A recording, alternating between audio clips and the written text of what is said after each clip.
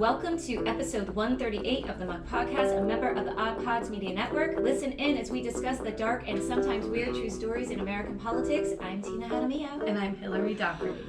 Wow. You hear that? You know what that means. Ooh, you were screaming and partying. I was out too late. Yes. I woke up and, when you... I open my eyes in the morning and go, oh God. Like, you can just feel it's coming. Like, you're just like, you're too old. You can't do this. And, but I had so much fucking fun last night. We went to see, I used to go downtown in my 20s, and we would always go see the same band. I don't remember the name of the band. It was like a father and son.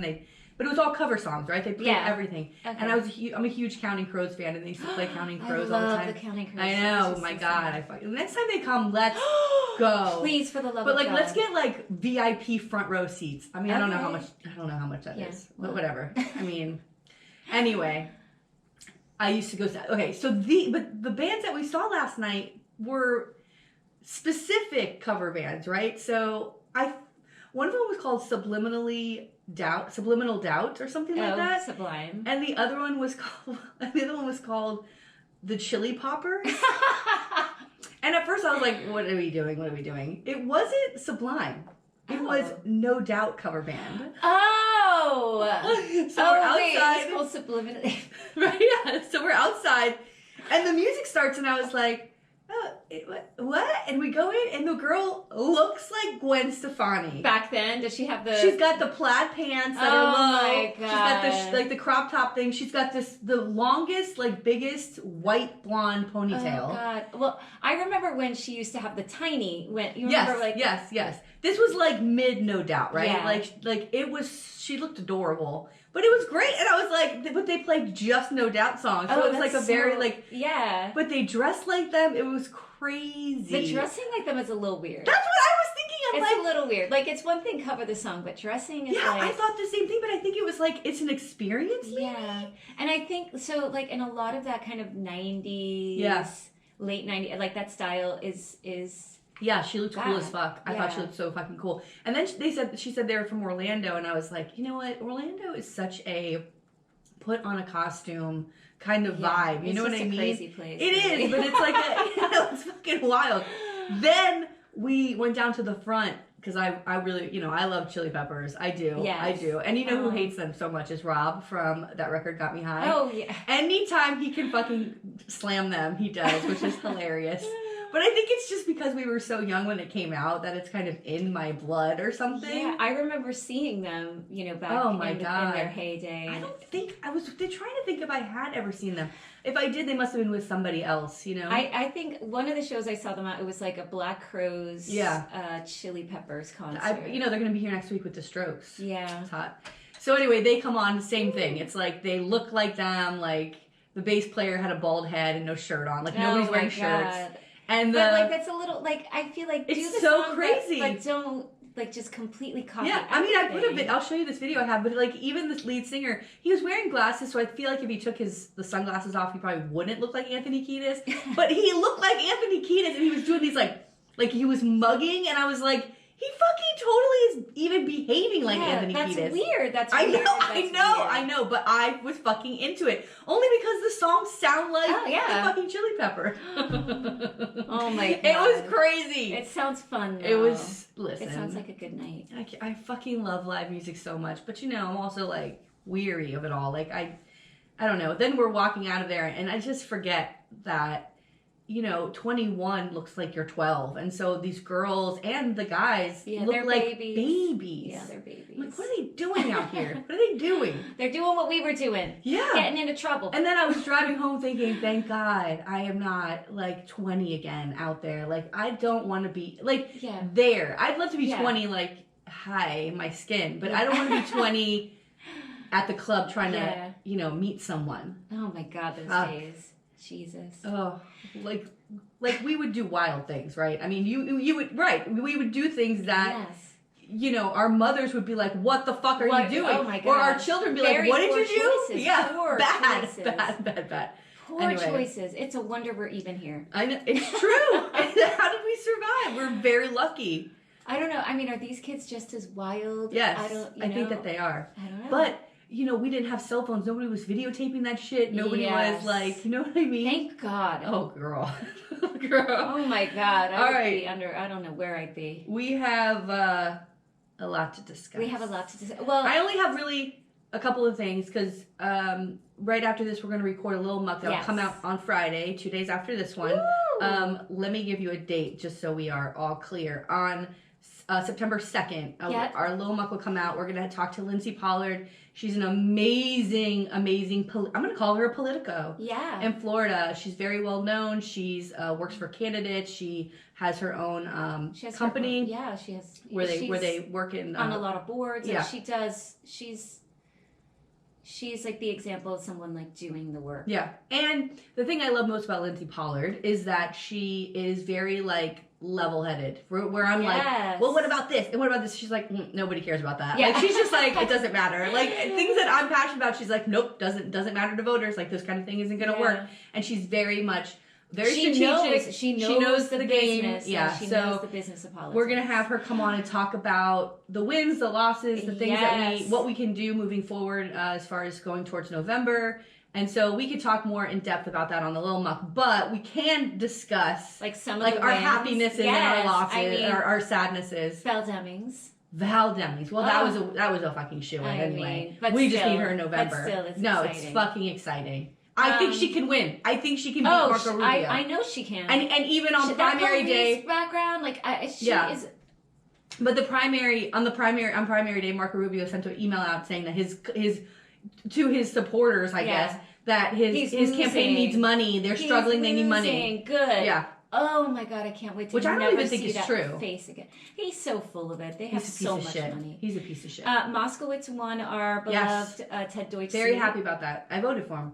Me too. I like Ben Sorensen. I think he is a good person. I really believe I've met Ben Sorensen. I've talked to him several times. I think he's a good guy. I really don't like the way he ran his campaign. It was very disappointing for me. And that's kind of why when I was in, I don't really want to talk about everybody I voted for, but like that's when I voted for him. I thought to me, it was like, first of all, my beloved Ted Deutsch endorsed Moskowitz. That says a lot to me because you know how much I love him. Yeah. And then also the way Ben ran that campaign. I don't know if it was Ben who ran the campaign, but he certainly went along with his campaign people, and it was not okay. To try to link Moskowitz to DeSantis was fucking bullshit. And I will say that I know people in my own life who voted it worked differently than me because of that. It worked.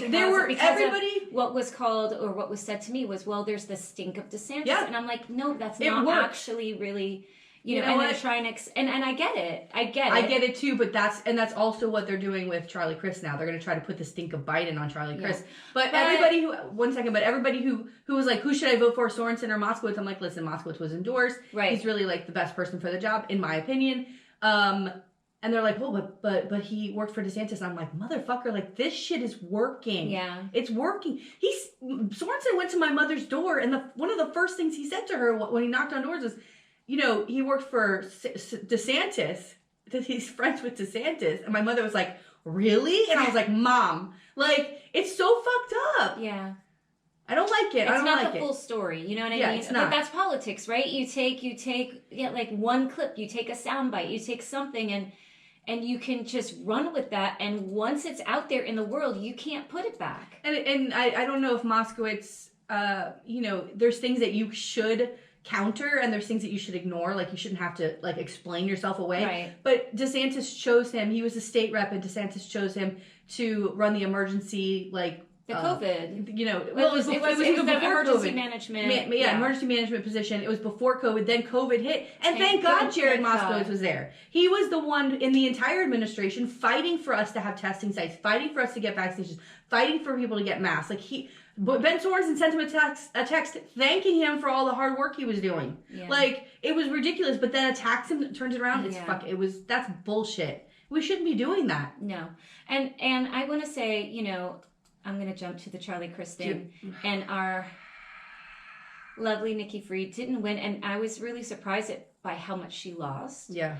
But, the one thing that I really admire is that she immediately was like, hey, I lost, but I support Charlie Crist 100%. We need to get on board. Like, you know, she understands the need. She understands that we need to beat DeSantis. At the end of the day, we have to defeat DeSantis. And I was like, you know what? That's like, she was with him like that night immediately, you know? Of course. Yeah. And I thought, hey, like, you could, she didn't have to sort of go all in the way that she did.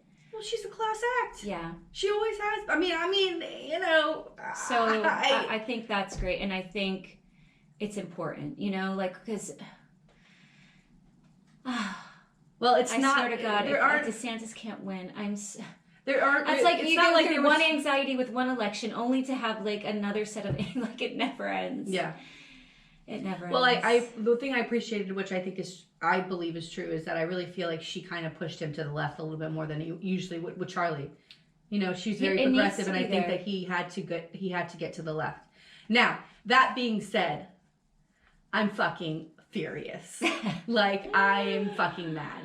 And I've lived here most of my life. We moved here when I was 2, so I can say I'm a Floridian proudly. And I have seen Charlie Crist since high school. All right, I've seen this since college. I've been around and seen Charlie Crist for decades. My daughter was like 2 or 3 the last time he ran for governor. Yeah. And he shouldn't have run then. Because he had just been our governor as a Republican, and then the next 4 years later runs as a Democrat. He was flip-flopping. Go listen to the episode where I cover Charlie Crist. Oh, yeah. It's crazy. Not to mention, I've brought this up several times, but I didn't tell you what happened at a party I went to that night. Oh. This is random. I go to a party on election night. Charlie Crist's face comes up on the screen in the news that he won this primary. And this bartender, who nobody knows, probably our age, rough-looking, like, surfer dude, married. He had a ring on. And I think he talked about his wife at some point because we were all sitting around. And he's like, I was like, oh, right? And he goes, oh, I met him at a party. He was bartending at a party. He gave me his card with his personal cell phone number, said if I ever need anything. Oh. Hi. Okay, this is like the night Charlie won. This is already like, do you see what I'm saying? Like, it's already, this is the kind of shit I'm talking about. Like, if you think that kind of stuff is not going to start coming up, like, this guy's random. He's like, whatever. Right. There's other things. Like, this is the shit I'm talking about. And I can't, I'm doing my best. Listen, I want DeSantis out, full stop. I mean, like, that race it is the most important race. I just want him out. He will get my vote. I just need to get there. But this is the kind of inauthentic kind of bullshit that I'm talking about. Like, he never doesn't come across as authentic to me at all. And I think it's because he's so buried in it. Yeah. You know, and that bothers me. And it also bothers me that as Floridians, like, we just go, well, this is our nominee. And I'm like, please, God, can we, for the love of the fucking state and every minority here, every woman here, every child here, start giving a shit about who the fuck is on the bench to be the next governor. I know, it's true. Can we please give a fuck about that? But we can't do that as Democrats. So that Charlie Crist doesn't climb out from under fucking whatever slimy rock he's under to run for governor again. Like, why do we keep putting up the same person? The same person. Who loses? Like, can we please, like, I want him to win. I'm knocking on all the fucking wood. I want him to win. But my God, we deserve so much fucking better. We deserve him. Gavin Newsom, God bless him, governor of California. He takes $100,000 out of his campaign. I believe he said it was out of his campaign. And donates it to Charlie Crist this week. Because he can't stand... Because he hates DeSantis. He can't stand DeSantis. And I think he wants to run against DeSantis in 24. Yeah, and thank God. The speech, the little fucking clip that he fucking... You know what, bitch? I'm going to fucking play it. Because it's so fucking good. Okay, you ready? Yes, I'm going to hear this up. It's so fucking good. But this is an example of somebody we need to run against DeSantis. This is the kind of fucking... When I say it's real, like, you hear it in the tone of his voice... This, like, when I met Hillary Cassell and she talked to me for 5 minutes and I said, oh, fuck, she's real. Like, this is the kind of shit I'm talking about when I look for in politicians. All right, anyway. I like Charlie Crist, and I don't like bullies. You want to ask what my why is in life? I don't like bullies. I don't like people that demean people. I don't like people that talk down to people. I didn't like what DeSantis said about Fauci that he may disagree with him, but to call someone pejorative terms because they're short, I mean, who the hell raised these guys? What kind of people are they? I mean, I know all of us had to, sit there and suck it up and take Trump's demonization, but not everybody has to act like him. I mean, literally, I remember growing up and folks would have their mouths washed out with soap if they talked like this. I got 4 kids. I don't want these guys being models. You attacking LGBT community, you attacking women.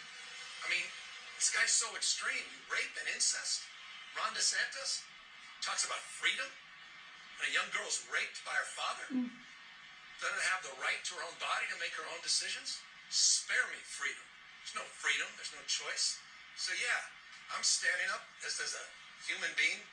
Got to use those dollars, and I hope others of you send money to send a message that if that's the future of the damn Republican Party, this country's in real trouble.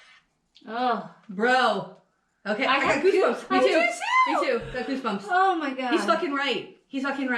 This is send your money. If you are listening to this anywhere else, send your money to a candidate in Florida. Oh my God, I'm gonna choke. I'm gonna choke. Send the money to the Charlie Chris campaign, please. Please. Because that's the race. My mom's, Val Demings is important. Yes, Val Demings is important. If you have extra dollars, give it to Val Demings.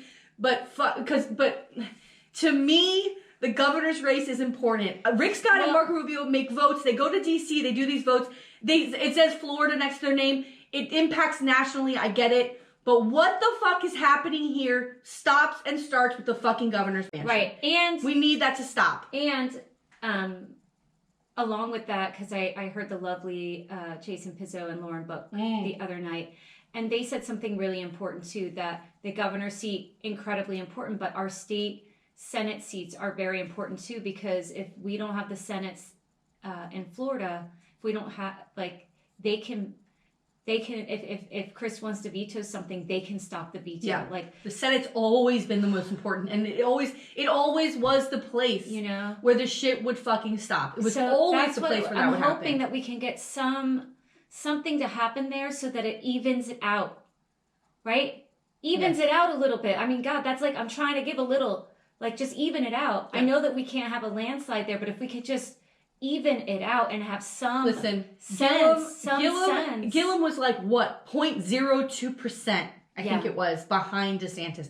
0.02%. It was 38,000 votes. It's fucking roughly. So don't tell me Gillum was the most progressive motherfucker I've seen ever run for office. Right.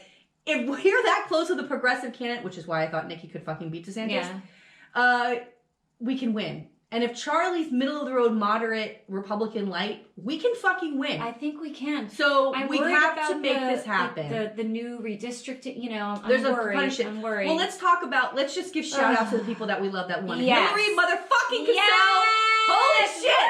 So fucking excited. Oh my God, I love this woman. I love Clay. God. I love Todd. These are the two gentlemen but that how running against. wonderful did they all sort of end the night too? They're sweethearts. It's a great district. It's a state house seat. I'm so fucking excited for her. I'm so excited. I went to her. I went to the Lauren Book party, and then I went to the Hillary Cassell's house for her party, and it was fucking exciting. You could feel the electricity in the fucking air. It's so exciting. P.S. This Lauren Book. All right. She comes into her party, which, by the way, was incredible. This restaurant was incredible. Oh, I met Alonzo Mourning. I'm sorry. I just want to throw that out. I see this beautiful man standing in the corner before the press conference, and I looked at him, and I was like, And I moseyed over, and I was like, do I know you? And he goes, I don't know. And I go, are you Alonzo Mourning? And he goes, yes. And I was like, I think he knows her dad. I think he lives out in Pembroke Pines. Oh, he's very cute. But Lauren Book. So yeah, she comes in and she gives me a hug and she says in my ear, I know there's been some things. She said, I'm very happy that you're here. It means the world to me, but mostly because I know there's been some things that you didn't agree with or didn't whatever, you weren't on the same page with me. So it means everything to me that you're here. And I was like, oh my God, maybe she did hear some stuff on the podcast. Yeah. You know what?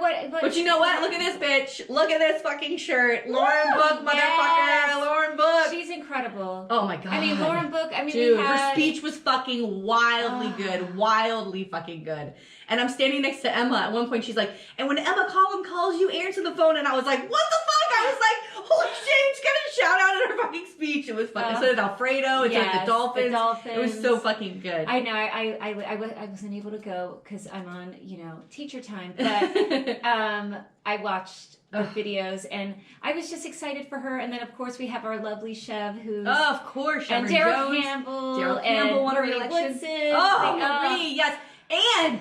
In Miami, we had a fucking Democrat named James Bush III who told Alfredo to his face when Alfredo went up there for LGBTQ days that there's nobody gay or anybody with HIV who lives in this district. So he's a Democrat who voted for abortion bans. He voted for Don't Say Gay. He's a Democrat, but a fucking piece of shit, right? That's not a Guess what? That motherfucker just lost his fucking primary to this beautiful young black woman named Ashley Gant. She's an attorney. Oh, yes. So fucking excited. Yes. So she's fucking going to Tallahassee. This is exciting. It's yes. exciting. And guess who else won?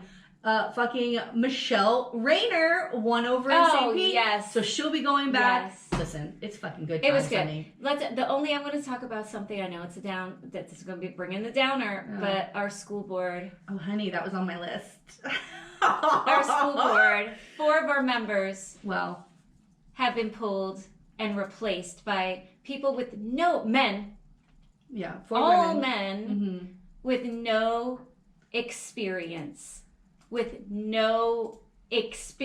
And now they're going to be voting on things until the next election. Listen, I think, Hillary, you told me that it's like a placeholder spot. But the one seat that's really upsetting me is the Donna Corn seat. Mm-hmm. It's because she's in the middle of an election. She's been pulled off and replaced. She's in the middle of an election. And what a normal person would do is say, you know what? Let me do what's right for Broward County and step out of this so that we don't put our school board at risk. Because if she gets reelected, DeSantis could pull her right back off again. And he will. Well, but her ego... Yeah. Well, always the ego. Like, get out. Mm-hmm. Get out. This is ridiculous. Like, if you gave a care in the world, and again, you only care about yourself. Okay. And how embarrassing that you got pulled off. Yeah, they should be embarrassed. Embarrassing they that should you got be embarrassed. pulled off and replaced by DeSantis. But and you're going to still knock on people's doors and ask them to vote for you? Yeah, I don't want to say all of them, but at least 3 of them were quoted in the paper for the article saying that it was a political fucking witch hunt, which is my favorite because we've heard that so many times on the podcast. Because I'm reading this article and I was like, this is a fucking muck episode. Like, this whole thing. So I want to say something about this. Once the dust settles. But I want to say something about this because we talked about it a little bit at the beginning of our last episode of like what was happening. So what happened was Parkland shooting happens. Marjorie Stoneman Douglas in Parkland. It's in Broward. Correct. It happens. DeSantis says, I want an open investigation to see if the school board had any did they react in the way they should have? Was anything missed? Right? Because the families out there were like, what the fuck? Right. Regardless of who DeSantis is, like, that's what you have to do. Yes. I mean. So they start this investigation. It's awful. And Robert Runcie was the superintendent. Like we mentioned last week, he was arrested and had to get off the fucking thing because he lied to this grand jury. But so they start the investigation, and as they're looking into the shooting, they're like, what the fuck? They open this other door, right? Yeah. And they're like, what the fuck is this? And there was an $800 million school bond to fix all the schools in Broward County that have asbestos, leaking roofs. You know your husband works in a school that's got shit going on. All this construction that's been going on for 10 years, something crazy, right? It's the amount of time for these damn schools, it's ridiculous. Because by the time you even try to go fix it now, all the costs have changed. Right? And I have a friend who works in the construction part of the school, not for the school, but he works for a company that's like doing the engineering. And he said it's the construction department inside the school that's the worst part. Like they're the ones who like have to it's all everything. The red tape. Yeah. It's all the red tape. So anyway, Runcie and there has to be a better way. There is. It's ridiculous. I mean, go study a fucking building department. Yeah, go look at how they do things, you idiots. Yeah, I don't get it. So Runcie and then these 4 school board members were all found to have been mismanaging, lying to the public, complete incompetence. And let me say something else. There were other school board members sitting on the school board when this investigation was happening that were part of all of that who did not get removed and were not part of this. We want to talk Lori Alhadeff. Yeah.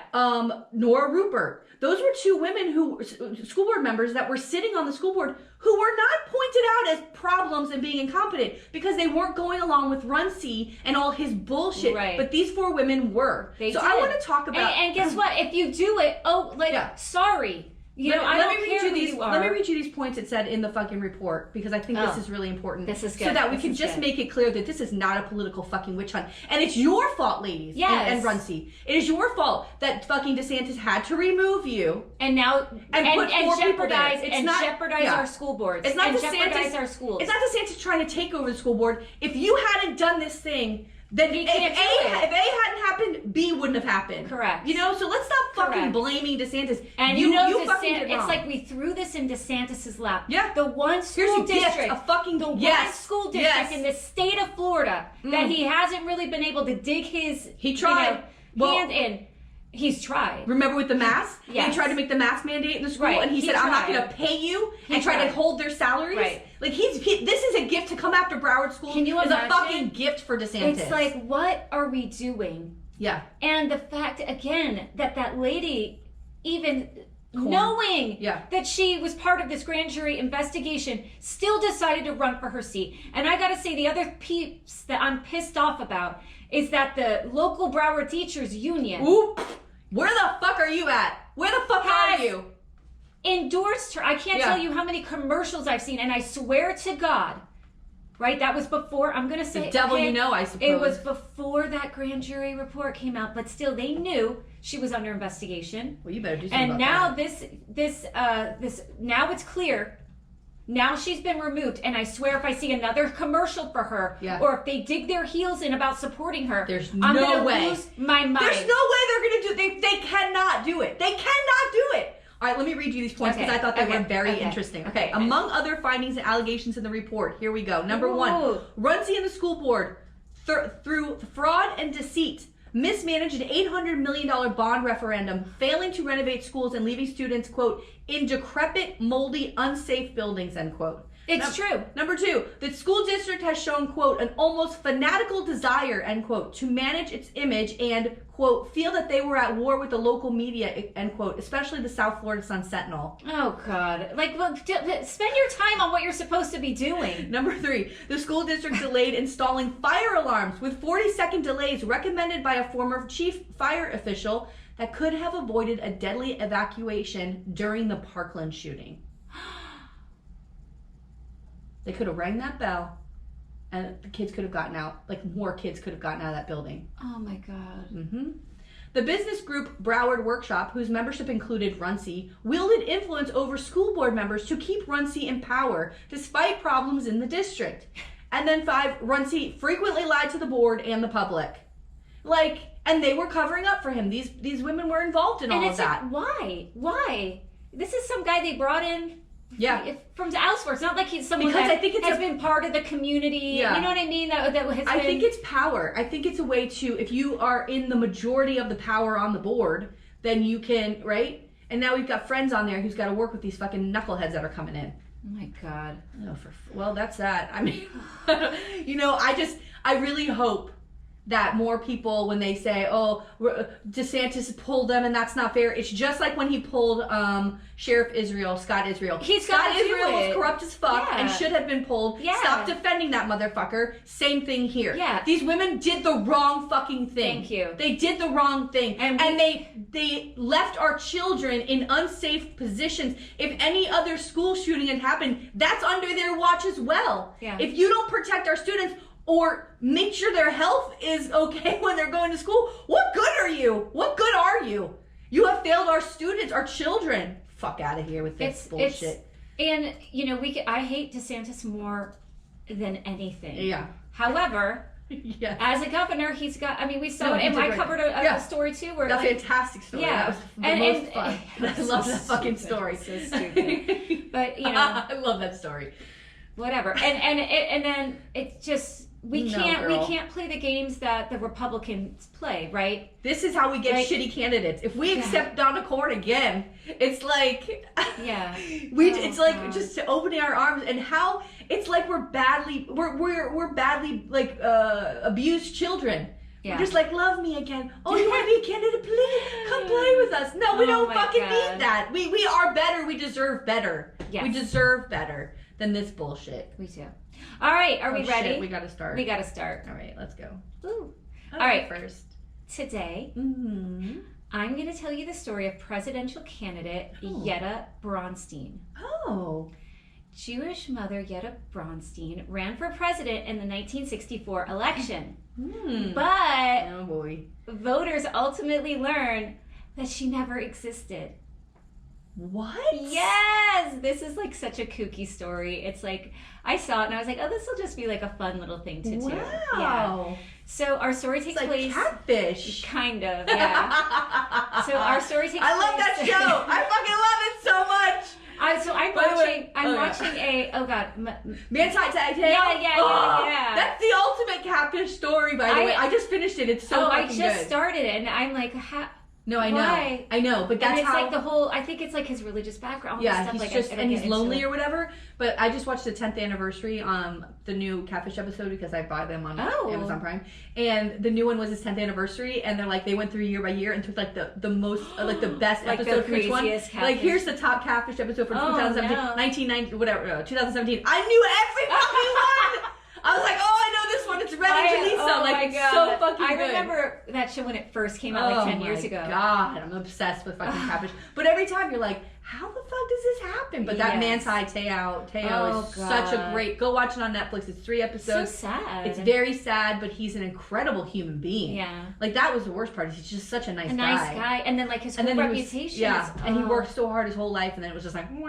Yeah. But listen, it could happen to anybody. Really, it depends on, like... where you are in life. Yeah. I mean, are you heartbroken? Are you sad? Are you lonely? And like someone just comes in and takes advantage of you. Oh, it's terrible. Girl. All right. So our story takes place in the Bronx, 1964. And at that time, President Lyndon Johnson was running for re-election. Oh, that big dick. Ooh, BDE. Johnson with his Johnson. That Johnson shower. Go listen to Tina covering Lyndon B. Johnson and his dick shower. Oh my God, it's so funny. So running for re-election against Republican Barry Goldwater. And supposedly, Yetta was a middle-aged Jewish housewife, or like late middle age. Like she was like, I may have been like maybe had a grandkid, like sort of like this matronly woman married to a New York cabbie. And so, look, this whole story, there's no like major incident, none of that. Like this is just a little different than what I usually do. But Yetta was this write-in candidate, and the party that she was a write-in for was the Best Party. And her platform centered on creating national bingo. I'm in. That voters could get 16 ounces for every pound, and P.S. a pound is 16 ounces. And she also offered hot dogs and bagels in exchange for votes. Hot dogs and bagels? I know, let's go. Well, who's the genius who made that bagel dog where they wrapped it around? Oh, yes. That's awesome. So some other campaign promises, moving congressmen off of a salary to straight commission. Like for every bill they pass, they get some money. They get commission. Now we're talking. Allowing guns in the home, but the velocity of bullets would have to be reduced by 95%. And the Notorious Narratives podcast noted that they also promised to put truth serum in the Senate's water supply. And Groovy History added that she wanted a mental detector to go along with the metal detectors. So oh my God. It's just like someone who hates Congress. It's just like kooky. And then some other campaign promises that the New York Times reported was putting a suggestion box on the White House fence. And this one was so funny, that the postage stamp for the year should have a nude pic of Jane Fonda, for those who couldn't afford Playboy. I mean, you need a magnifying glass to like jerk off, like when you're looking at it. That? I mean, what is, so it's a dude God. basically, a dude made this up. No. What?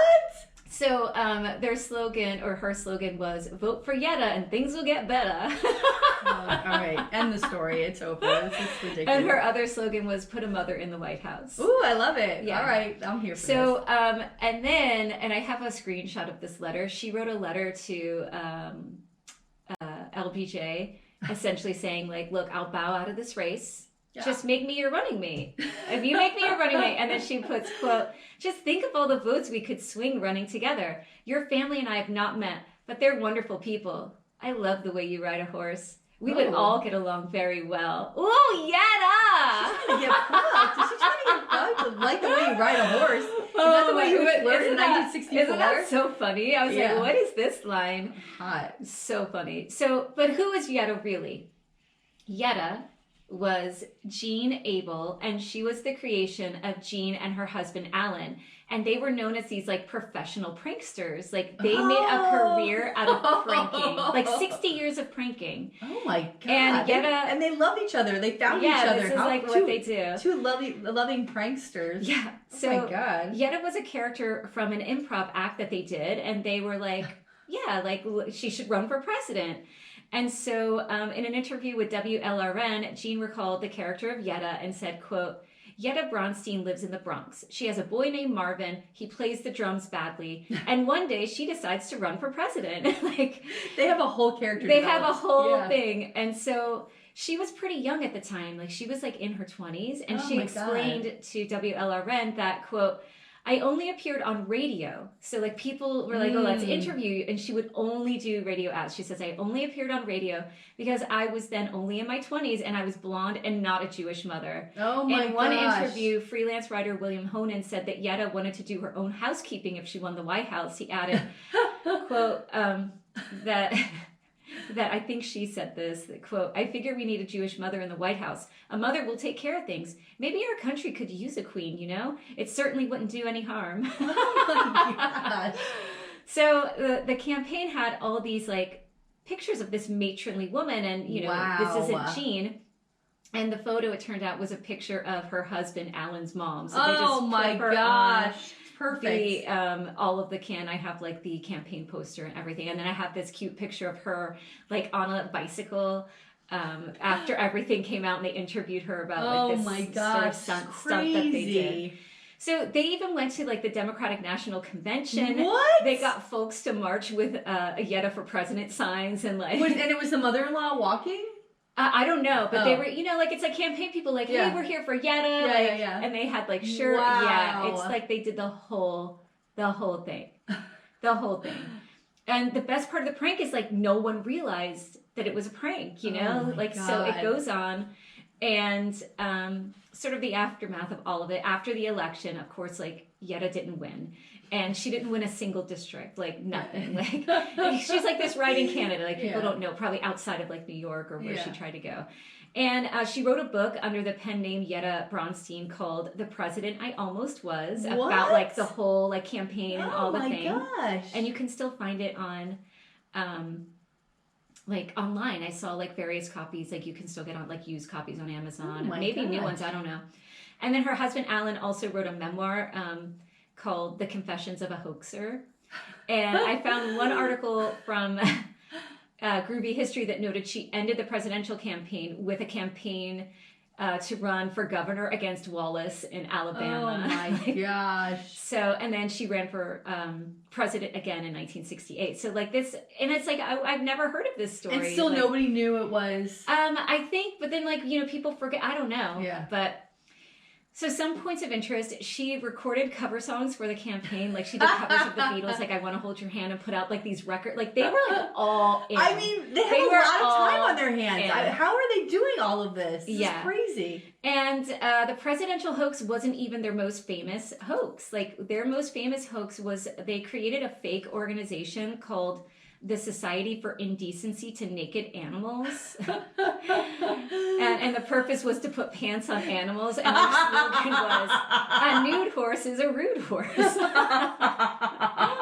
imagine what you do with your time. It's so funny, though. You just picture a horse wearing pants. Yeah, it's so like fucking the funny. stupidest thing. Oh my god, that's so good. The StoryCorps, they were on StoryCorps, so there's an article in like the whole, like you can listen to it. And they noted that Alan even faked his own death, which led to a redaction. It was the only time the New York Times had to do a redaction for an obituary because the whole thing was fake. Oh my gosh! He did a film with his daughter called Abel Raises Cain. And I wanted to just talk about a couple of their other pranks. Like they did a ton, but there were like two that I thought were really funny. One, they started a campaign, Citizens Against Breastfeeding, like just like stupid thing. And then the one that was like really, really funny was they end up pranking HBO. So in 1999, HBO had a show called Private Dicks, and they put an ad out in like the paper asking for men to talk about their penises. So he wrote in, it was just like, we want to talk about men about their genitalia and like whatever, like, you know, have these conversations. And he wrote in telling HBO that he had the smallest penis in the Guinness Book of World Records. And they were like, oh, great, we'll interview you. So they interview him, and he's like all over the documentary. The documentary airs, and then they're like, oh shit, this was fake. Can you imagine? The clips are so funny. I love comedy that, like, you're putting yourself out there. Like, he's literally on TV saying he's got the tiniest dick on the planet. Like, that to me is so fucking funny. It's so funny. Oh my God. But they keep him in the documentary because he's everywhere and he was so funny that they're like, whatever, it's out, right? I'm sure nobody's watching HBO at that point. It's probably like, you know, just starting. Well, maybe. it's 1999. It's like right around. Oh my God. Yeah.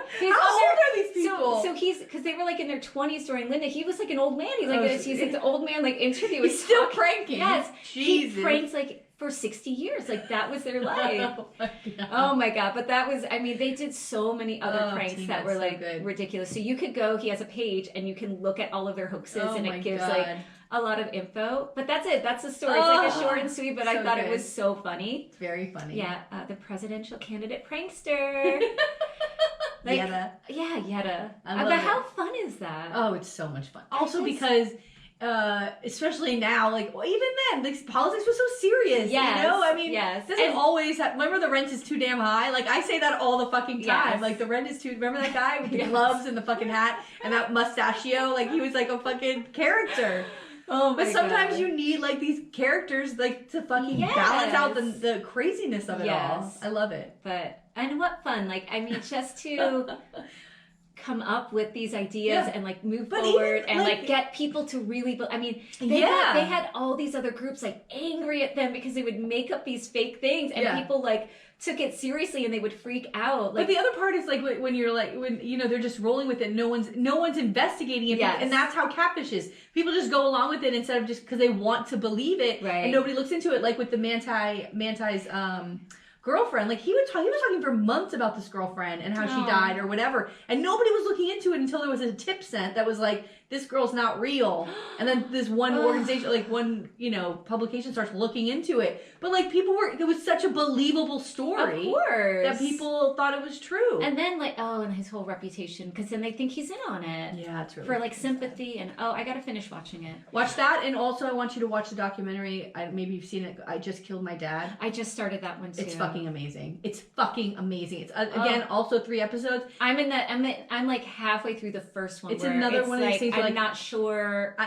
We'll talk about it when you're finished. Okay. But like, how a child is just not saved, or like nobody just takes this kid and pulls him out. Like it's just so fucked up to me. It's such a great fucking. But I'm sure this happens all the time. There's no way this is like an isolated incident. Oh no. You know, it's just such an incredible. Maybe he took it to an extreme that. Yeah, the others father haven't. was. Yeah. Girl. All right. Buckle up. Uh-oh. Because today.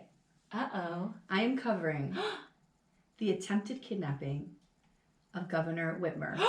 I almost did this week. I almost did it. I had to send it to Alfredo, and I was like, I better get to it before fucking Tina does. Because I was like, I'm waiting for the trial to, you know, I'm waiting. And I was like, well, maybe I'll do it next week. Maybe I'll see about the sentence, you know, but I'm so glad you did it because I didn't get to dig in or do any details of it, and I want to know. So it's a little bit longer because I really thought it was important to go through the timeline and really look at how detailed this planning was. Oh, yeah. It was. This was not like, let's just go grab her. No, it was very much like planned out. And so I think it's really important to remember that. How frightening. No, I mean, fucking insane. Insane. Okay, so I just did a little bit of background about her because the other part is just so long. Yeah. So let's get into it. Okay. So Gretchen Whitmer was born August 23rd, 1971. She's not much older than us. Yeah, in Lansing, Michigan. Her father was head of the State Department of Commerce under Governor William Milliken and was the president and CEO of Blue Cross Blue Shield of Michigan between 1988 and 2006.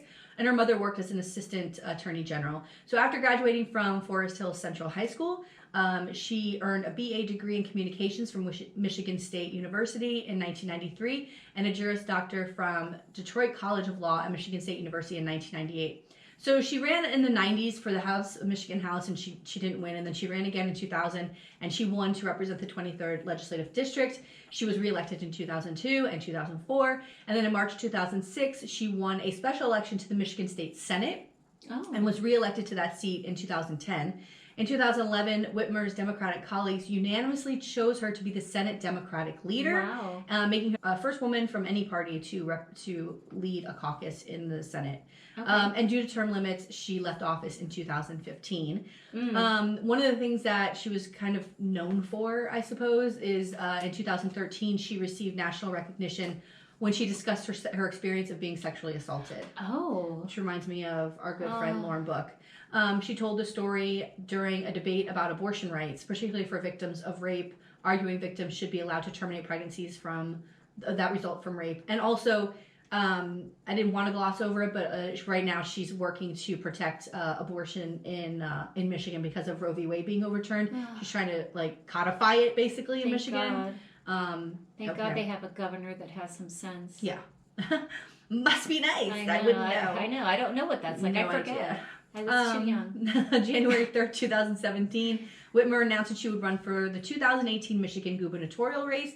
And on August 7th, 2018, she became the Democratic nominee for governor after winning all 83 counties in the state. Wow. Yeah, in the primary. Wow, so she's amazing. Beloved. They like her. Yeah. She's pretty amazing. Yeah. First of all, she's beautiful, which, to look at. I mean, I know that seems ridiculous, but sometimes in politics, Right. And then she just knows the issues, and she's really smart, and so she comes across she's great.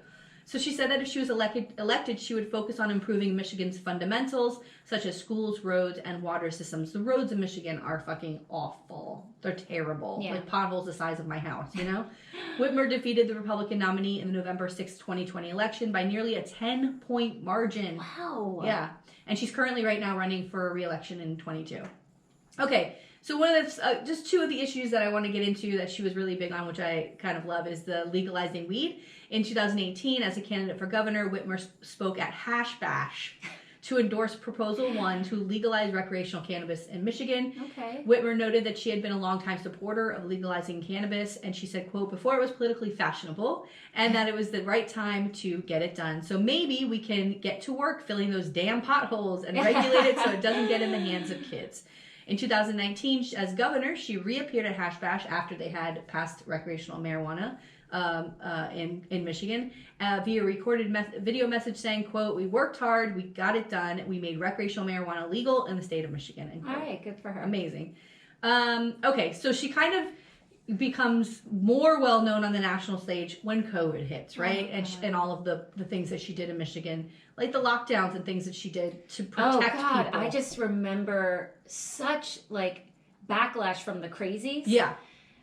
She was in the news all the time, people flipping the hell out. It was bonkers. Yeah. So that's kind of how she gets...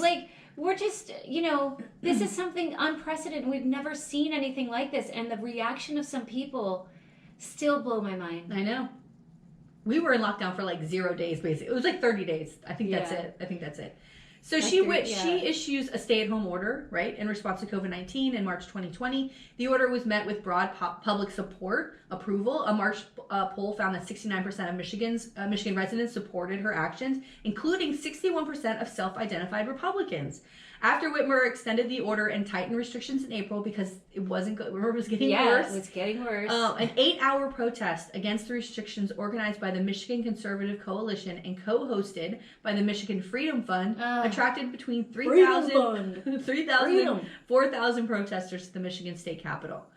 So this is another way she becomes, right? It's not just people complaining about the masks and or the stay-at-home orders. Now the protesters are coming out, and you have to remember. And this is because of Trump. Yeah. This is because of Donald Trump and his leadership. Yeah.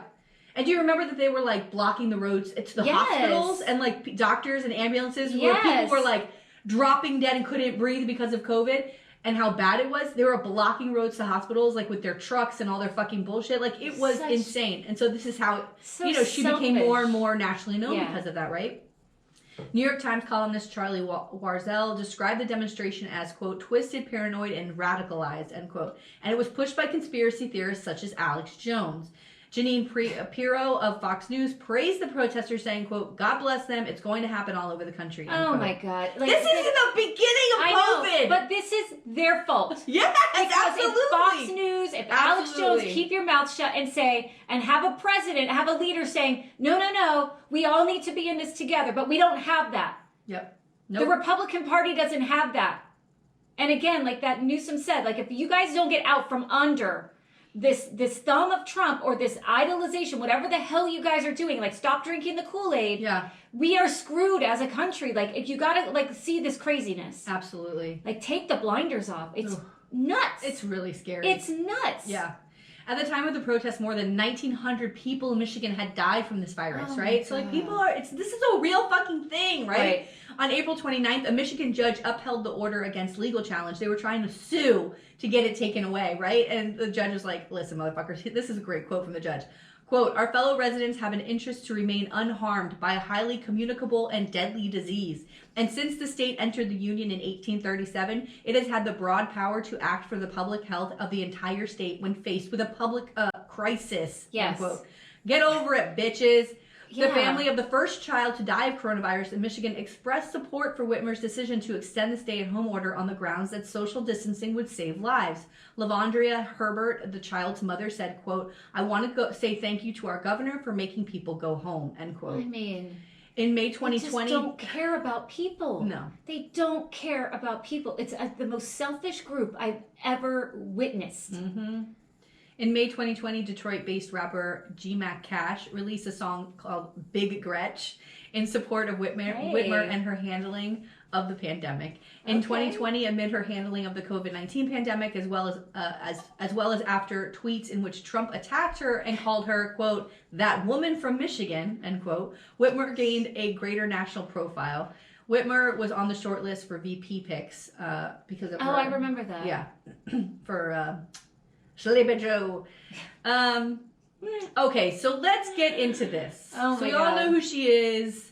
Michigan governor. She's fantastic. Yeah. People love her, but it's now COVID, and these motherfuckers don't like all this shit, right? So on October 8th, 2020, the FBI announced the arrests of 13 men suspected of orchestrating a domestic terror plot to kidnap Gretchen Whitmer and otherwise using violence to overthrow the state I government. mean, it's wild. Half of the suspects. Wild. Half of the suspects.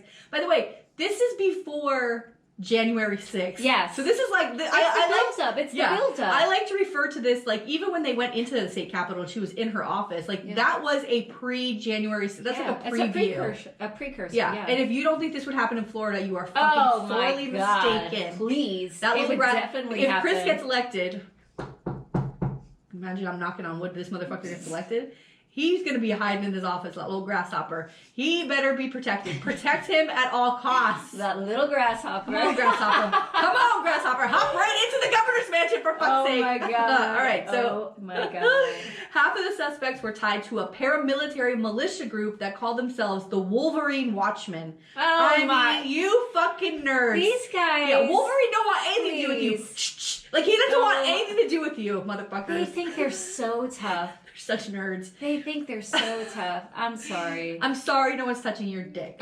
I mean, I gotta tell you, if you had somebody to fuck, you wouldn't be in the woods pretending to be in the military. You know what I'm saying? I Like, mean, I these know are just that- angry. They're angry men. They're fucking They're angry. angry men. by the way, have you watched, I've been watching a lot of Netflix documentaries, obviously. Have you watched the Woodstock 99 documentary? I have not watched it yet. My Watch it, husband please. watched it. It's amazing. He But said- as this is happening and they're like, the whole fucking shit goes crazy and they're like rioting there, whatever, I said to myself, like, I was watching it with my daughter and I was like, they're in their 20s. I said, these are the same guys who were on January 6th. Right. Storming the Capitol. Like, this is the same amount of anger and craziness that happened that day. Like, this is the same people. They're just grown up and Yeah. they're fucking storming the Capitol.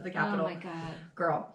So, 6 of the suspects were charged in federal court, while the other 7 were charged with state crimes. A week later, the 14th suspect was arrested and charged in state court. So I'm just going to give you their names. I'll mention their names throughout the timeline. So here's who was arrested. Joseph M. Morrison, Adam Fox, Ty Garbin, Barry Croft, Caleb Franks, Daniel Harris, Brandon Caserta, Pete Musico, Sean Fix, Eric Molitor, Michael and William Knoll, their twin brothers, Paul Beller, and Brian Higgins. Okay, so preceding the 2020 United States elections, law enforcement officials, members of Congress, and other groups tracking extremism in the country warned about the increasing threat of potential from militia and far-right groups. We knew this was coming, right? Yeah. It was a build-up. It was during the election. Yeah. Like we saw this with Trump. Yeah, because again, under his failed leadership, it was, they're going to steal the election. They're going to steal, like he is like preempting his loss. Yeah. And you know what, also, I don't know if I keep it in here, but I read a lot about, too, that some of them were so far to the right, they thought Trump was a fucking tyrant and a traitor. And I was like, damn. Like, some of them were just like, if he for a second, moved on an issue or something, they're like, oh, fuck him. Like, it was so wild. Oh It's like Marjorie Taylor Greene saying defund the FBI. Yeah, it's like she's going so far to the fucking left. She's now left. Didn't Biden just call her the other day, like, hey, like that woman? Like he just kind of dismissed, like he doesn't know who she is. It's got to be embarrassing to have to serve with her. Oh, I'm sorry, you must be so embarrassed. Ew, and she's. Ugh. The Anti-Defamation League identified Michigan as a state where the modern militia movement found its roots and where a number of militia groups remain active. Wow. However, John Lewis, a research fellow at the Program on Extremism at George Washington University, said the Wolverine Watchmen group, which the suspects were members of, quote, flew under the radar, end quote, adding, quote, this is simply not a big group that we'd ever heard of. So they're just like a handful of guys. Yeah. So, and they're not like maybe posting on all those message boards and all Well, they are, but I think that so what happens is they're like an offshoot of the Michigan militia, which is a larger group. And I think that at some point they left that group because they weren't as violent as they wanted them to be, right? So the day after the suspects were arrested, the Michigan militia issued a statement disavowing the group. Oh my God! So when you have like a really garbage group having to say like you're not a part of us, Jesus! Oh my God! Also, like militia just fucking scares the shit out of me. Why is that so scary? I know. Well, because it sounds like armed and violent. Oh my God! And takeover, like that's what it sounds like. Yeah. Other Michigan-based militia groups also distanced themselves from the plotters' actions and intentions. The Michigan Home Guard, a militia that one of the suspects had once been a member of, before being kicked out earlier this year, released a statement condemning the Wolverine Watchmen's actions. The Wolverine Watchmen. It's so dumb. Who comes up with this? Oh, Wolverine. Is that a mascot of one of these colleges? Oh yeah. Is it? Yeah. Is it Michigan? University of Michigan? I think so. The Wolverines. Yep. And then, but Wolverine and Watchmen are both like comics too. So they're bringing it all in. Yeah. They're tying it all together. Lord. They didn't realize though, that they're not the heroes of this story. Right, they think they are. They're the heroes. The alleged plot to kidnap Governor Gretchen Whitmer developed from June through September of 2020, so... That's a long... But still... It's 3 months, but it's enough time. That's 3 months of planning. By the way, we're right. That's still the beginning of COVID, right? Like, it's still during COVID. Oh, God. So it was, to me, clear that her actions with the COVID precautions is really kind of what led to her being a target. It put them over the edge. Yeah. Within the week preceding the Wolverine Watchmen arrest, there were at least 3 other state and federal arrest operations linked to the Boogaloo movement. Okay, so here I had to look up the Boogaloo movement. Have you ever heard of this? No. Okay, so the Boogaloo movement, whose adherents are often referred to as Boogaloo Boys or Boogaloo Boy, like with B-O-I-S. I would go boy, boys, right? Yeah. Is a loosely organized far-right anti-government extremist movement in the United States. It has also been described as a militia. So adherents said they are preparing for or seek to incite a second American Civil War or second American Revolution, which they call the Boogaloo or the Boog. What? Why? Because they want what is their agenda? I think the Second Amendment is a big thing. Oh I think my God! I really think that's what it is. These people, because they got those guns and they don't want you to take the guns, which is an extension of their dick. Don't take my dick. Don't say don't take my guns. Say don't take my dick away from me. Because that's really what this is.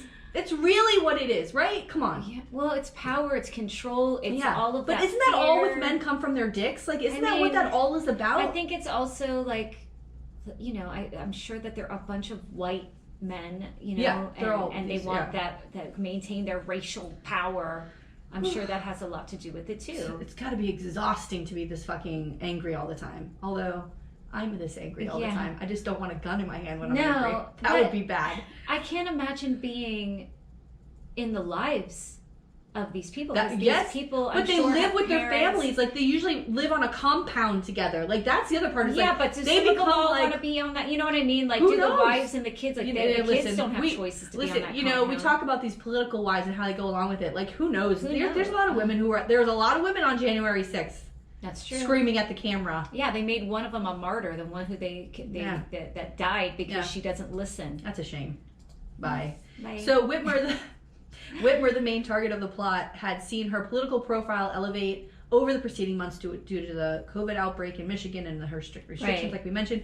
And she became a target for criticism from far-right groups and, of course, from Donald Trump. He offered his support for the protesters who were going into the state capitol, calling Whitmer, that woman from Michigan, and tweeting on April 17th, quote, in all caps, "Liberate Michigan," with, like, exclamation points. That's what he's culpable. That's a direct order, if you ask me. He's culpable. This is insane. Yeah. I mean, this man has He should have had charges against him. He should. Oh, please. I'm just... All I want is for this man to be in jail. That's all I want. But everyone thinks everything's fake, and they create... It's like... The thing about these Republicans, these Trump Republicans, is that every election is fake. Like, we have that woman...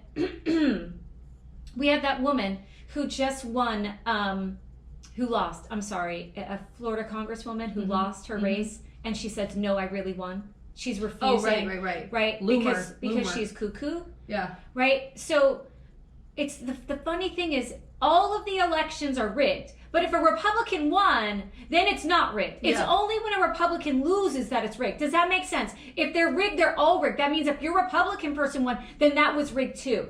You can't have one thing be rigged and not the other. It's the stupidity, the things that they just believe, and they're so stupid. I hate to call people stupid, but you guys are stupid. Stupid. Yeah. Well, 2 weeks after he tweets this, they stormed the Capitol, and they went into the capital of fuck you, Michigan. Okay, so let's get into this plot, right? So the FBI reported that they became aware of, you're gonna love, by the way, there's so much in here of, like, murderino that we love. Like, so much shit that you and I especially love. Oh, good. The FBI reported that they became aware of group chats on social media in early 2020 threatening to conduct the violent overthrow of state governments and law enforcement, right? So now they're in there tracking this shit. A U.S. Army veteran, Dan Chappelle, had joined the group but became concerned about their use of a hunting app that could be used to track the addresses of police officers. So he's in there like, a regular dude. By the way, lot of military background, on these guys. Yeah. But then he sees that they're, again, a little more there has to be a line drawn for some of these guys. And this guy's like, oh, they're going to kill police officers? Like, what the fuck? Yeah. So he informed a friend and a local officer from an unidentified police department in Michigan, who then relayed the concerns to the FBI. During the initial investigation of social media chats, the FBI said they had encountered Barry Croft and Adam Fox. The FBI then interviewed Chappelle, who agreed to become a confidential source. Ooh, so he's now a mole. I love it. Get in there. Yeah. So according to many of the alleged plotters, as detailed in a report by BuzzFeed News, their first meetings were arranged by someone who turned out to be a longtime government informant from Wisconsin who paid for hotel rooms and food as incentives, right? Wow. So these stupid idiots are fucking on chats. The police, the FBI are fucking totally reading it. They're monitoring these chat rooms. They see everything. Good. And they've got fucking people inside these goddamn militias that are planning these plots. It's incredible. Like, that's how they were able to stop this so quickly, is that they had everything on tape. Everything was recorded. I mean, bro. Oh, thank God. Oh, so thank good. God. But imagine if that guy didn't feel that way. Yeah. Yeah. I know. I mean, come on. On March 30th, Pete Musico, a co-founder of the Wolverine Watchmen, allegedly made a comment about placing Whitmer under citizen's arrest and numerous other statements on tape that prosecutors later said had indicated a, quote, violent intent. Intentions by the group to obtain Whitmer's address reportedly went as far as back as April 19th, according to court records. That same month, the Wolverine Watchmen allegedly built a fake house with PVC tubing, referred to as a, quote, kill house. And Chappelle showed them how to push inside the building and clear the rooms, according to Chappelle. And Musico would circle the fake house and pretend to wait for Whitmer so he could, quote, catch that bitch as she came out the emergency exit, end quote. So they're like running... They're practicing drills on how to fucking like clear rooms and like oh my get God. to her. On April 30th, all members... and then they just go to sleep at night thinking, yeah, today went well. Yeah. Today's drill went well. Like, Yeah. what? Well, also, finally in their lives, they probably feel important, like they're part of something, because they probably are like loner losers, right? I mean, come on. But they have each other. They have that camaraderie. Right, so that's how it happened on January 6th. It was like everybody was in this group, and now we have this plan. It's like, oh, we're part of something, you know? Just even though there's no common sense. Just go to a tailgate. You Yeah. can have the same thing at a tailgate. Do a circle jerk somewhere. Like, just go do something else. Yeah, I mean, go ride your RVs. Is it RVs? I have no idea. ATVs, Yeah. AVs. You know what I'm saying. You know. Go out in the woods. Go out in the woods. Shame on you. Yeah, do one of those. They should just go and do one of those steamers out in the woods. You know? Go to Burning Man. Yes, go to Burning Man. Have fun. Yeah, find yourself. Go to the DQ down the street. I don't give a fuck. Stop trying to overturn the government. Stop trying to overturn the government. Kidnap people. Oh my God! What are you doing? There's other things to do with your time. You know, there was a great guy who he was there on January 6th. He was arrested. He had to go to prison. He lost his fucking job. He testified in January 6th committee, and his wife is over his shoulder sitting behind him. And this woman was like, the whole time, you know, her life, like everything. Her husband lost his job. He's fucking sent to prison. Like, but I could just imagine when he comes home and she's like, "What are you doing? Like, what the fuck are you doing?" There were some of those that were like, "My husband got, you know, that had their press conference. Like, my husband's now in jail, and this is not right. You know, that they're still standing. This one was because she's not standing by her man. No, she was like, "What the fuck? I can't believe I'm on national television, worldwide global television." Sit there. Yeah. Jeez. What are you doing? Oh God, the embarrassment. It's so fucking... She's got to be to like, know you married a fucking idiot. Yes, see, no, we just had the same idea at the same time. To know you've married an idiot. Well, at some point, everybody's got to realize that, I guess. On April 30th, all members of the group attended an armed protest at the Michigan State Capitol, which prosecutors said was the beginning of opportunities to conduct surveillance. Oh my God. Which is, again, they did tours of the United States Capitol days before January 6th, which was sponsored by members of Congress, like Lauren Boebert. Mm-hmm. Chappelle reportedly heard whispers about storming the state capitol during this time, but this did not happen when Michigan State police officers stood ground and granted the protesters access to the building. Remember, the police were like, all right, fucking go. Oh, God. They're in on it. On May 8th, the FBI obtained a federal search warrant to review Croft's Facebook account. Agents found messages plotting potential acts of violence, including a May 3rd post referencing a male individual who may be the first and was wanted in their custody. The FBI claims the individual was South Carolina Governor Henry McMaster. Wow. So they were already talking about other people they were going to do this to. The plot was reportedly hatched in an official capacity on June 6th among a group of about a dozen individuals meeting in Dublin, Ohio, a suburb northwest of Columbus. A confidential source at the meeting reported that the group primarily sought to establish a new self-reliant society that adhered to the U.S. Bill of Rights. Wow. Yeah. It's like... So just the Bill of Rights, just those 10... Everything else, fuck it. Yeah. No voting for women. Yeah. Black people are not, citizens. But you know, it's time to move forward. No. Progress has already happened. You can't go back. Or go, I mean, they always tell us, leave Florida, move away, go somewhere else. But maybe the U.S. isn't for you. I feel like they create their own little,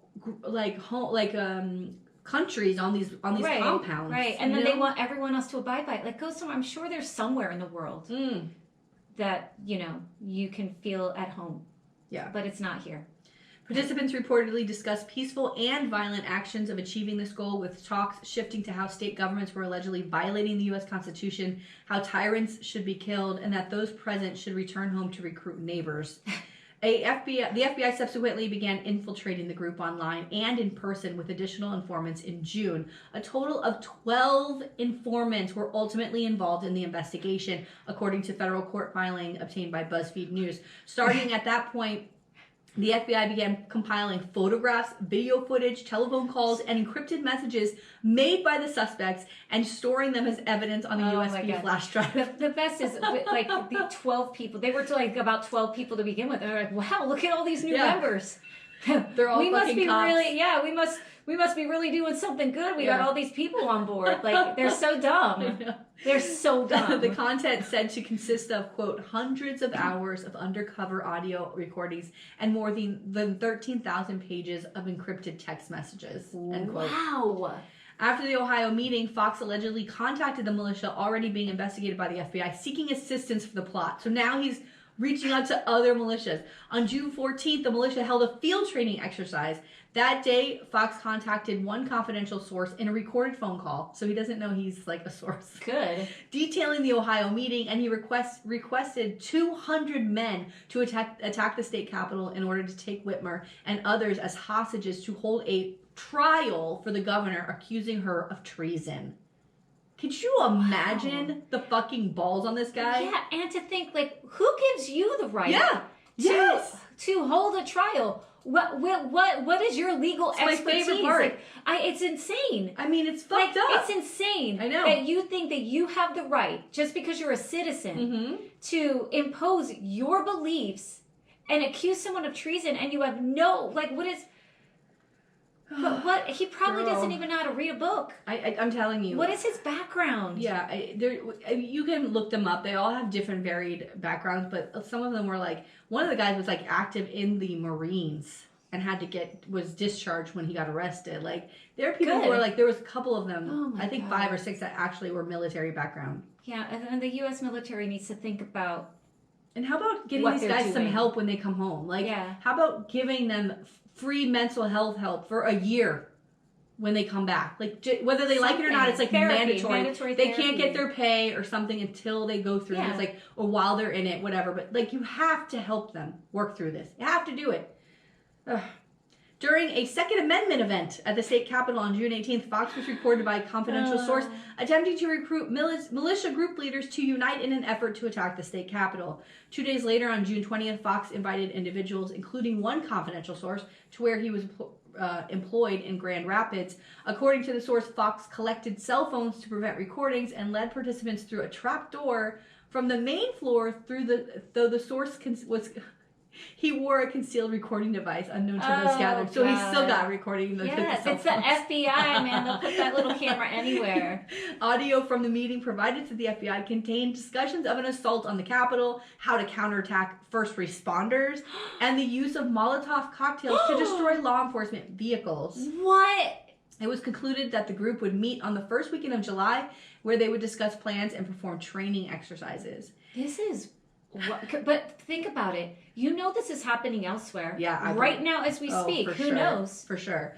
On a June 25th Facebook video captured by the FBI, Fox held a live stream criticizing the justice system, the government of Michigan, and the state's order closing gyms, calling Whitmer a tyrant bitch, and stating to viewers, quote, "I don't know, boys. We got to do something. You think with me on our other location system. Give me some ideas of what we can do," end quote. I mean, closing the gym. How else am I supposed to get yoked? Yeah. And listen, okay, come on, Jim. We're gonna kidnap the governor. Yeah. Go buy a set of barbells. Like, I don't get it. Do some push-ups at home. What is the big deal? Like, you can't create a home gym. They you fucking dopes. I know. They just want to walk around. They want to be all oiled up. They want to shave those arms. Is this the kind of guys? I have no fucking idea.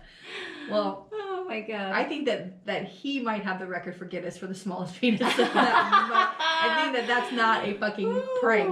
The FBI alleges that training first occurred on June 28th in Munith, Michigan, at a militia member's property with Fox, his girlfriend, Ty Garbin, Caleb Franks, Caserta, and a confidential source participating in the exercise. Participants were reportedly told to leave if they felt uncomfortable with attacking the government and participating in kidnapping. According to Pete Musico's defense attorney, Fox started making comments about storming the Capitol and state capitol during this training session, but there was no agreement from the other members. And Musico expressed a concern about the plan's tactical viability, saying, "quote, it's a fishbowl." Like, basically, everybody's going to be able to see it. Like what? This guy ends up this guy Pete ends up fucking leaving, and he's like, he dips finally. Like, he's like, I'm out. Finally, but like the fact that you were there so long, dude. That's true. Court documents allege that in addition to storming the state capitol, there were plans of executing hostages and televising them over the course of a week, or locking people inside the building while the legislature was in session and setting it on fire with the intention of leaving no survivors. They're terrorists. Like, even if you're talking, are terrorists. but like, even if you're talking like, oh, I hate this motherfucker, would you ever start saying, like, you're in a situation where you're planning these things? You're just throwing ideas, and this is an idea that you have to burn the fucking legislature to the ground with the people inside? Yeah, and to murder people live and show it. That's what we've seen that with Taliban. The Taliban. The extremists. You are a terrorist. Yeah, that's exactly you are what they a are. white domestic terrorist. That's what you are. I mean, God, it's fucked up. Thank God for the FBI to go in there. Oh, thank God. According to Musico's attorney, from that day to October 1st, there was no activity from the Wolverine Watchmen due to a fight between Fox and Musico. Oh my God! And Musico's eventually departed from the group. Like, those two started that group together, and Musico's like, I'm fucking out. Like, I can't be a part of this. Like, you know, there should have been more people doing that, right. But again. However, the FBI's confidential source for the investigation said the participants met for weapons exercises in Wisconsin between the July 10th and 12th, with Croft, Garvin, and a militia member attempting to make an improvised explosive device, an IED, on July 11th, though the device was defective. But they get better at it. At a second meeting in Ohio held on July 18th, audio collected by a confidential source revealed discussions of attacking a Michigan State police station, though Garvin rejected plans of an assault on the Capitol building, instead suggesting to attack Whitmer's family vacation home on Birch Lake in Elk Rapids. Oh. On July 14th, a call recorded by a source, Fox said he researched the governor's office, concluding that Whitmer would not be present there, and was heard saying, quote, "In all honesty, right now, I just want to make the world glow, dude. I'm not even fucking kidding.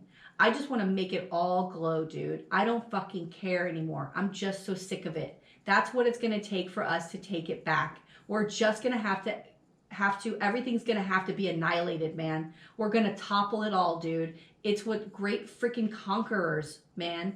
We're just going to conquer every fucking thing, man." End quote. Dude, it's just such this like, dude. Yeah, it's such this like, puffing your chest kind of conversation. We do this, man. We blew it up, man. Make it glow. Hey, man. You know what I mean? Make it glow. Make it glow. They gotta. Yeah. That sounds like, again, Burning Man. Like, yeah. You know, go. Just, fucking ayahuasca, some fucking bullshit. Chill, bitch. Yeah. Go rave. They made marijuana legal for dudes like you. Yeah, just fucking chill, bro. Chill. This guy. Man. Calm it. Yeah. Oh my God. It's just, there's so much testosterone. There's so much fucking rage. There's so much. Yeah, it's I don't even know. I don't have the words for it right now, but here's this governor, like, living her life. Yeah. Trying to do what's best for the people. Doing what's best for the people. But, I mean, talking about going to her family home, like, again, like, I don't care what side of the aisle that you're on or what political party, like, politicians, their family should not, it's off limits. Yeah. Your personal home, like, that stuff, you know. Absolutely. According to the FBI in sourced audio, Fox could be heard saying, quote, "Snatch and grab, man. Grab that fucking governor. Just grab the bitch. Because at this point, we do that, dude. It's over." End quote. They're always calling her a bitch, which is very interesting to me also. They're just very angry at women. Yeah. Participants met in Munich a second time for training on August 9th, and afterwards they communicated via group calls and chats monitored by the confidential source. In these communications, Fox suggested researching the governor's residence in Lansing and destroying Whitmer's boat. Harris said in a chat, quote, "Have one person go to her house, knock on the door, and when she answers it, just cap her." Oh my at this point. Fuck it. I mean, catch her walking into the building and act like a passerby and fixing her dome and then herself. Like, end quote. Wow. Like that. Like, just go. Like, do you think she's answering the door, by the way? Fucking idiots. During further chats on August 18th, participants concentrated on finding the Whitmer's family vacation home and planned on how to escape the area by boat. On August 23rd, participants met at Harris's home in Lake Orion, I think. Orion. It's one of the Great Lakes, I think. Yeah. where a secret recording was captured of the group discussing surveillance of the vacation home. And Frank shared that he spent nearly $4,000 on night vision goggles and a helmet. Yeah, but that's scary because you can. That's like a Silence of the Lambs. Yeah. Oh god, that movie's so fucking good. Oh my god. But that, Yeah. and she's there like hiding in the corner and he could see everything and he's so calm. Oh like, god, that scares no. the shit out of me. A source captured. What are they doing? $4,000, by the way. You got what? That's a lot of That's a lot of money. A source captured audio of an August 29th surveillance operation where Fox drove by the Whitmer family vacation home, took photographs, and discussed response times of police in the area, with Fox allegedly heard saying, quote, "We ain't gonna let them burn our fucking state down. I don't give a fuck if there's only 20 or 30 of us, dude. We'll go out there and use deadly force," end quote. The next day, on August 30th, the FBI said screen captures of the group that showed Garbin suggesting the demolition of a bridge over the Elk River near the vacation home to slow and distract police. Wow. Yeah. Like, this is like military. It's like they're in war. Yes. They're strategizing like they're in war. Yeah. Right? Because she wants people to wear a mask and stay home and not get COVID. Due to recommendations of the Michigan State Police and the Michigan Department of Technology Management and Budget, the construction of a $1.1 million barrier and electric fence at the Michigan Governor's Mansion in Lansing was announced on September 4th after weeks of construction, with spokeswoman Tiffany Brown saying, quote, "Perimeter and security and other safety upgrade," quotes, "were performed."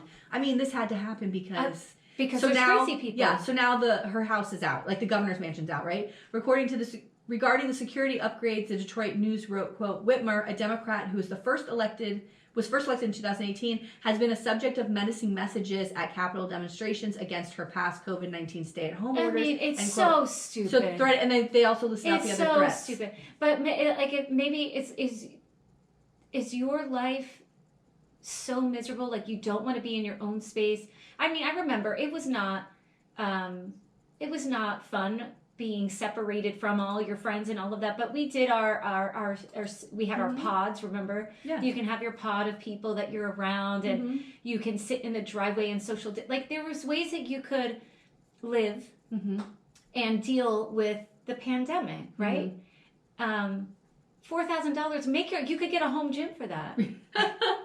You know what I mean? You could. Like spend that money and make your COVID time better. Like Girl. It's ridiculous. It's ridiculous. Like your life didn't end.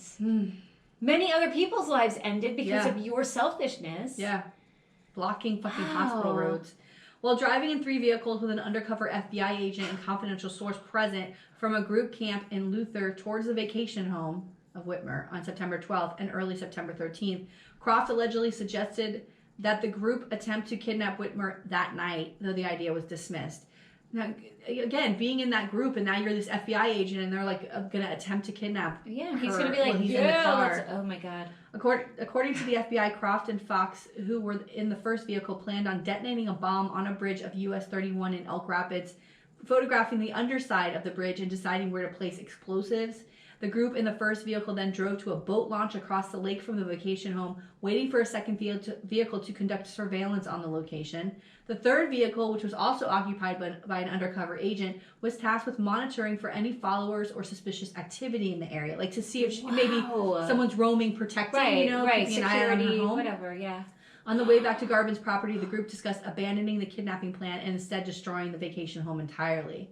Okay, so the final plans now, because we're leading into when they're going to get arrested. Oh my At a discussion God. recorded at Garbin's property on September 13th, Fox said that the plan would strictly be a kidnapping, with the end result reportedly being either the abandonment of Whitmer on a boat in Lake Michigan or her being subjected to a trial as a tyrant in Wisconsin. When a plan to destroy the bridge leading to the lake in order to slow down responding security and police officers was raised, an undercover agent told Fox that the explosive necessary for destroying the bridge would cost about $4,000. The group decided that a final training exercise would be conducted later in October, though Fox pushed for an earlier date the following day. The group decided that a final training exercise would be conducted later in October. Fox ordered the explosive from the undercover agent that same day. Also on that day, Croft and Harris detonated an IED containing shrapnel from near human silhouette targets to test its effectiveness. I mean, that I mean, they're planning it, right? But it's working. How frightening. It's not enough just to detonate, but the shrapnel part is really scary. Yeah. And really dangerous and deadly and harmful. Yeah. And are they thinking about the regular average Joe who might be walking by, who might be around, who might be on that bridge? You know what I mean? They don't know. Yeah. On October 2nd, Fox told a confidential source that he purchased an $800,000 Volt taser to be used in the kidnapping. Is there anything stronger than 800,000 volts? Jesus! But does would that kill somebody? I was just gonna say, would you have a heart attack with that? Yeah, I think you would. And how does the average citizen get a taser of that voltage? I don't know. I mean, can you just buy tasers online like that? Maybe. I have no idea. Listen. Oh my god. Those Fox, tasers freak me out. I know. Yeah. Like, oh. Like, don't They come used, near to me with that. they used to want women to carry them in their purses. In Yeah, the 90s, but I think remember? those And I were was like, like- I'm going to kill myself with this thing. But I don't think they were 800,000 volts, No right? No way. Fox, Garvin, Harris, and Franks plan to meet with an undercover FBI agent to purchase explosives on October 7th. And though Caserta did not attend, he planned to, because of work obligations, he went back to Delaware. Or Croft returned to Delaware. So all the members involved were arrested on the night of October 7th, and charges were filed against them the next day. Search warrants and arrests were executed all across Michigan. At least 7 FBI field offices, along with the operational divisions at the J. Edgar Hoover building in D.C., were reportedly involved in coordinating the arrests. Several weapons and other items were seized, including at least 1,916 rounds of pistol, rifle, and shotgun ammunition, hundreds of firearms, extended magazines, various silencers, speed loaders, and bomb-making equipment. I mean, they are. It's fucking nuts. So Whitmer's response after the arrest, I think she had been told like throughout that this was going on. Like she knew that there was this plan. I think the FBI had to make her aware of what was going on. Oh. That they were investigating this. God, how scary must that be every day? You hear something, you see someone. Yeah. She spoke out during a live stream held after the plot was revealed by the FBI. She thanked the law enforcement agencies involved in the investigation, calling the plotters, quote, sick and depraved men, end quote, and cast blame on President Trump for refusing to explicitly condemn far-right groups and for his handling of the COVID-19 pandemic. Whitmer later urged in a tweet that the suspects be called domestic terrorists and not members of any militia organization. In an October 11th interview with Face the Nation, she said security threats against her still existed and that the extremists like the Wolverine Watchmen are, quote, finding comfort and support in the rhetoric coming out of Republican leadership from the White House to our state house, end quote. Whitmer wrote about the plot in an opinion piece in The Atlantic on October 27th, where she continued to blame Trump's rhetoric for causing divisiveness in the country. Okay. This is super long, so I'm gonna try to wrap this up. 6 people: Adam Fox, Ty Garbin, Barry Croft, Caleb Franks, Daniel Harris, and Brandon Caserta were charged in the United States District Court for the Western District of Michigan for conspiring to commit kidnapping. That's the federal. Those are some of the federal charges, and those federal charges carry a potential sentence of life imprisonment if convictions are obtained. Wow. Yeah. On October 26th, federal prosecutors announced the FBI had, quote, found explosive components, end quote, and ghost guns, and are considering, do you know what those are, ghost guns? Are they, is it bullets? Is it? No, it's guns that are not traceable. Oh. Like they have no, like they're like no them, serial number? No, like they're. But who's making them? I don't know, but I know Representative Christine Hunchofsky is working in the state to have them outlawed, but I don't know, it's apparently this is a huge problem, ghost guns. And are considering adding federal terrorism charges after they analyzed by experts. On January 15th, 2021, a judge ordered all 6 defendants to stand trial on March 23rd, and of course it was later postponed to October 12th. Croft, Fox, Harris, Franks, and Caserta pleaded not guilty to charges. Like, they have, I mean, you have the a lawyer, evidence is there. Yeah, you have a lawyer who's like, here's this stack of shit, and you're still gonna be like, no? I mean, get the fuck out It wasn't here. me. Yeah. It wasn't me. I swear, it wasn't me. I was and they found it. It wasn't me. It wasn't me. I mean, that motherfucker made a whole song about how he didn't cheat. Oh my god. Honey. Yeah. Where's that cover band? Oh I want to my go see God. that guy. That video is fucked up too. Go watch that video. Guy's like humping all over the house.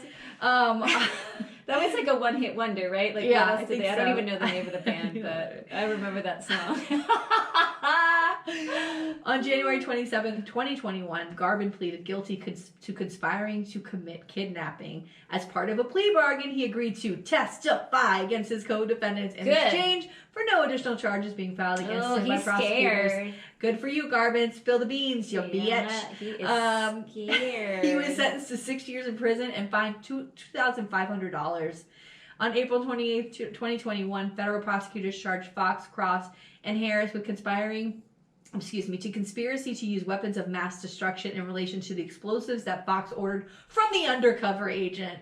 On March 8th, 2022, trial began for Fox, Croft, Harris, and Caserta in the United States District Court. On April 8th, 2022, after 5 days of deliberation, Caserta was acquitted of the only charge he faced, and Harris was found not guilty on all charges, while Fox and Croft received a hung jury. So it's very difficult. Like I said, there's like 5,000, or 15,000 pages of messages. There's all these audio recordings. You got to figure out who was saying what, right? Yeah. So when the jury starts going through it, and then like Caserta's lawyer's like, oh, this is not what he meant by this. Like, there are major players in this and major organizers, and the other guys that are just like, all right, boss, I'll do whatever you want. Yeah. And so when you start to pick that apart, some guys really weren't as involved. Maybe they were present. Maybe they could have went to the police and stopped it at some point, but they didn't. But so they, right. But the main guys were Fox and Croft, right? Yeah. So the judge declared a mistrial and ordered Fox and Croft remain in jail until the retrial. On August 10th, 2022, this month, the retrial of Fox and Croft began, and on August 23rd, 2022, just this week, Fox and Croft were found guilty of conspiring to obtain weapons of mass destruction, and they were convicted on other. Croft was also convicted on other explosive charges. So those were the two. WMDs. Yeah. WMDs. Terrorists. Right? Terrorists. That's what we heard about through the whole George W. Yeah. WMDs from the terrorists, and here we are. Yeah. So you're doing the same thing. So the other you're guys. You're doing the same thing to our country. Here, instead of in Iraq, you're doing it here. Yeah. You're the same. I'm not going to go. I'm going to skip this whole next part. I'm just going to tell you that these guys, Pete Musico, Joseph Morrison, Sean Fix, Eric Molitor, Michael Knoll, William Knoll, and Paul Beller were charged with state crimes, not federal crimes. Okay. Including providing material support for terrorist acts, firearm crimes, and gang membership, basically. Good. And in different various degrees, some of them were let go, some were like held and found guilty, but it's too long to even get into. I can't do it. But anyway, that is the attempted kidnapping of Governor Whitmer of Michigan. Wow. Yeah. Girl. Wow. It's long. No, but I felt like it was really important to like go through like this isn't just like, hey, no, it's a 3-month conspiracy to commit this crime. They were going into battle. They unrolled the maps. Mm-hmm. They looked at the battle points and they planned this. Yeah. Right? Their little imagination. Go to a Civil War reenactment. Go to one of those American Revolution reenactments if you want to play war. Like, what are you doing? You know what I really want? What are you doing? I really want a psychological profile on all of these people. That's what I want. The people who went to January 6th, the people who did this. Like, I want to know, like, there's got to be one thing that they fall for. Like, are they gullible? Like, what is the thing? Or their backgrounds. Is there something similar that's in what I mean. Like, the backgrounds? violence. Where does the violence come from? Where does the hate? Yeah. The ego, too. There's so much ego in this. It's just... And I think there's a level of paranoia that's happening that's kind of bizarre. You know what I mean? When they say they're going to come take our guns, no one's ever going to come take your guns. Believe me, we are the most violent fucking country on the planet. No one's coming to take your guns ever. Democrats are too scared to fucking touch that shit. Oh my They may ban or want to ban fucking assault rifles, but no one's coming for your shit, motherfucker. Believe me. They're so paranoid. It's like, can we get over it already? No. Can we get over it? Oh, girl. All right. Well, that's a very fucking long episode. It was a good episode. Sorry. It's a good episode. Yeah. I really wanted to cover that, so I'm so glad that you did because I saw that trial ended and I was, or whatever, these two guys, and I was like, oh, Tina's gonna jump on this if I don't fucking do it. I'm gonna cry. So I was like, I hesitated because I was like, I want to see what they get sentenced. I want to see what the sentencing is. But then I was like, well, how long is sentencing gonna take? It could be another months from now. We'll find out. I think they'll get life. I hope so. I think they will. There needs to be a message sent. Yeah. That domestic terrorism it's not happening here. Yeah. We're not going to live in fear of an American Taliban. Yeah. Like, that's what they are. Absolutely. And I they agree. don't see that. They don't see that they are the thing that they hate. Mm. You know what I mean? It's fascinating. It's fascinating. And it's more about their freedom. It's not about our freedom. They're not fighting for No. all of us. They're fighting No. for themselves, right? Like, and some they don't idea that represent have. all of us. It's fucked up. That's why we vote. Thank God. Thank God for elections. I'm Well, so scared of everything. Here we All right, go. well, we have a little muck coming up, so we're Oh, going to yes. go, and we're Make so sure excited. you check out Friday's Little Muck with Yes, Lindsay Pollard. yes, yes, yes. All right. Bye. Bye.